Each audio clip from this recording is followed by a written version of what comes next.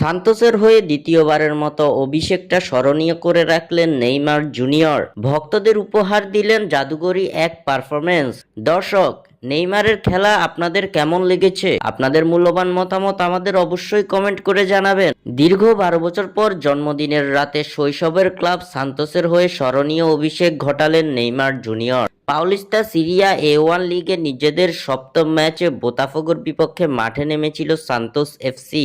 এই ম্যাচে শুরুর একাদশে রাখা হয়নি নেইমার জুনিয়রকে। ম্যাচের দ্বিতীয়ার্ধের শুরুতেই বদলি হিসেবে মাঠে নামানো হয় ব্রাজিলিয়ান সুপারস্টারকে। মাঠে নেমেই নিজের জাদুকরী পারফরম্যান্সটাই উপহার দিয়েছেন ব্রাজিলিয়ান তারকা। যদিও শেষ পর্যন্ত তার দল ড্রয়ের মুখ দেখে, তবে এই ম্যাচে নেইমারের পারফরম্যান্স ছিল উল্লেখযোগ্য।